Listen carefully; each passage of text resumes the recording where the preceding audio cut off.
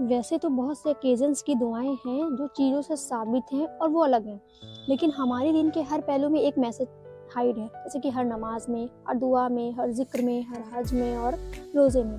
اسی لیے اس کے کچھ خاص الفاظ ہیں اور الفاظ کا مقصد ہی کمیونیکیٹ کرنا ہوتا ہے، اور ہر دعا کا ایک خاص میسج، یعنی کہ ہر دعا ایک خاص میسج کو کمیونیکیٹ کرتی ہے۔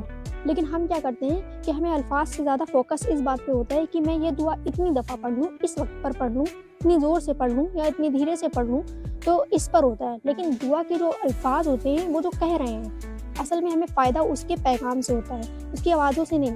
اس کی آوازوں کا جو اپنا ایک الگ درجہ ہے، لیکن انسان کو یہ چاہیے کہ ہم جو پڑھ رہے ہیں اس میں جو میسج چھپا ہے اس کا مجھ پر اثر ہو۔ اس لیے جو مسنون دعائیں ہیں انہیں صرف یاد ہی نہیں کرنا چاہیے، بلکہ ان کے بارے میں بھی سوچنا چاہیے۔ دعاؤں کو ہم نے بس حفاظت کی کنجی بنا لی ہے کہ یہ آیت الکرسی ایسے پڑھ لو، اس کو یہاں ٹانگ دو، وہاں لگا دو۔ ہم نے قرآن کو برکت اور حفاظت کا سورس بنا لیا ہے۔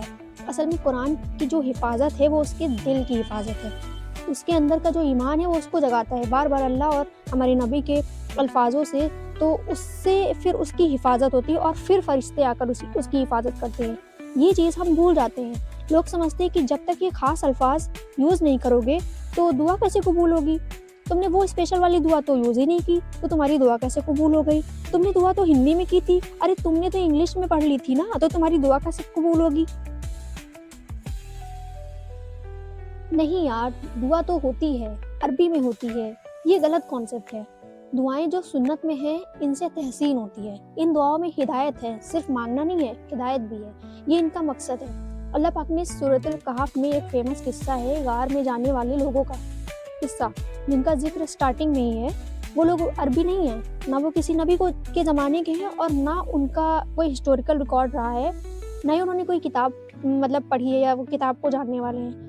یعنی کہ وہ جو 7 لوگ ہیں، 7 ینگ پیپل، جو کہ گریک میتھولوجی کے خدا کو مانتے ہیں، جو یونانی ہیں، یعنی کہ وہ یونان کے لوگ ہیں۔ تو اس وقت وہ سوچ رہے ہیں کہ ان کے دل میں ایک خیال آ رہا ہے کہ ہو سکتا ہے کوئی ایک ہی خدا ہو، اور جب ایسا انہوں نے سوچا تو اپنی ہی سوسائٹی کا انکار، ان کی سوسائٹی نے انکار کیا، اور رزلٹ یہ نکلا کہ لوگوں نے اسے ایک بہت بڑی بدتمیزی سمجھی، تو انہیں سزائے موت دے دی گئی۔ اور صرف بنیاد کیا تھی کہ وہ لوگ یہ سوچ رہے تھے کہ صرف ایک ہی خدا ہے۔ اب وہ لوگ اپنے اللہ کی وحی کو تو نہیں جانتے کہ اللہ نے وحی بھیجی ہے، نہ ہی کسی نبی کو انہوں نے جانا، نہ کسی انبیاء کو، نہ کسی صحابی کو۔ بس ان کے دل میں ایک خیال آیا کہ خدا ایک ہی ہے۔ اب وہ شہر سے بھاگتے ہوئے یہ کہہ رہے ہیں، جب ان کو سزا دی گئی تو اب وہ شہر چھوڑ کر بھاگ رہے ہیں اور یہ کہتے جا رہے ہیں کہ یا رب